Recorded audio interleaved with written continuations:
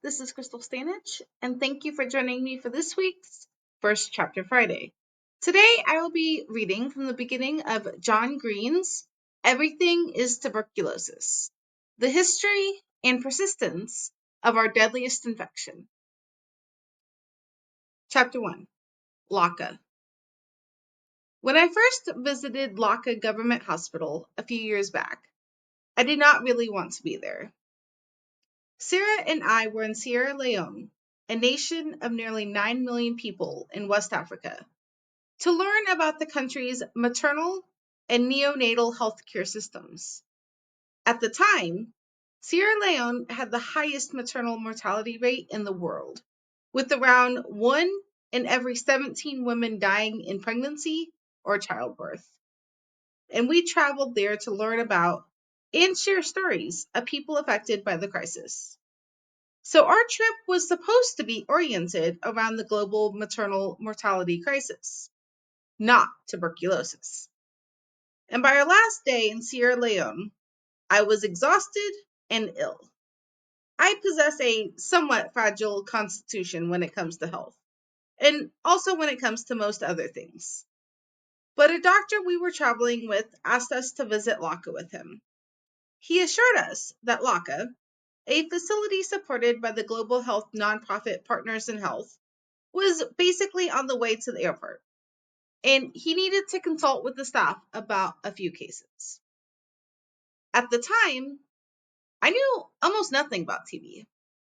To me, it was a disease of history, something that killed depressive 19th century poets, not present tense humans. But as a friend once told me, nothing is so privileged as thinking history belongs to the past. When we arrived at Laka, we were immediately greeted by a child who introduced himself as Henry. "That's my son's name," I told him, and he smiled.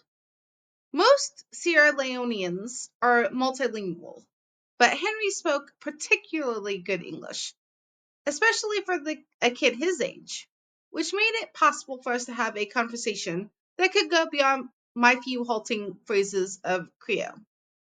I asked him how he was doing, and he said, "I am happy, sir. I am encouraged." He loved that word. Who wouldn't? Encouraged. Like, courage is something we rouse ourselves and others into. My son Henry was 9 then, and this Henry looked about the same age.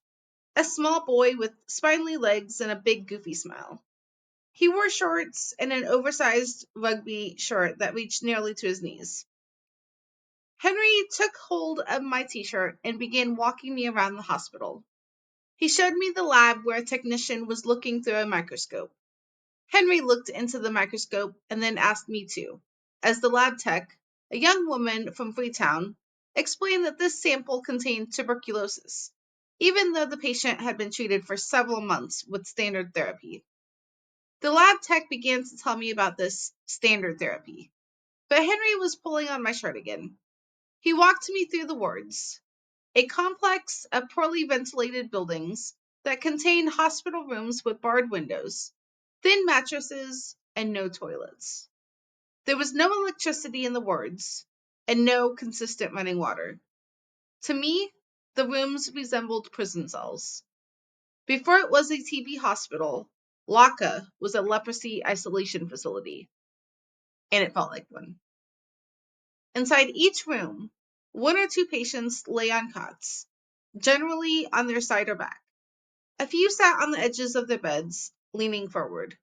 All these men, the women were in a separate ward, were thin.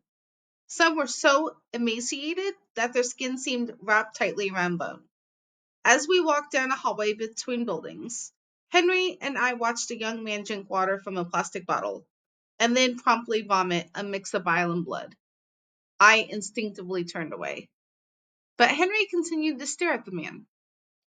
I figured Henry was someone's kid. A doctor, maybe. Or a nurse. Or one of the cooking or cleaning staff. Everyone seemed to know him. And everyone stopped their work to say hello and rub his head or squeeze his hand. I was immediately charmed by Henry. He had some of the mannerisms of my son.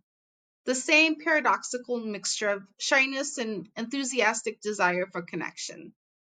Henry eventually brought me back to the group of doctors and nurses who were meeting in a small room near the entrance of the hospital.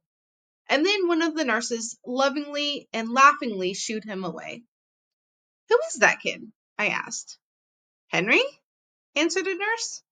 "The sweetest boy. He's one of the patients we're worried about," said a physician who went by Dr. Michael. "He's a patient?" I asked. "Yes." "He's such a cute little kid," I said. "I hope he's going to be okay." Dr. Michael told me that Henry wasn't a little boy. He was 17. He was only so small because he'd grown up malnourished, and then the TB had further emaciated his body. "He seems to be doing okay," I said. "Lots of energy. He walked me all around the hospital." "This is because the antibiotics are working," Dr. Michael explained. "But we know they're not working well enough. We are almost certain they will fail, and that is a big problem." He shrugged, tight-lipped. There was a lot I didn't understand. And if you would like to know what happens next, you can read this book on the Libby app. Please join me here next week as I read from the beginning of Kelly Bishop's memoir, The Third Gilmore Girl. Thank you and have a great week.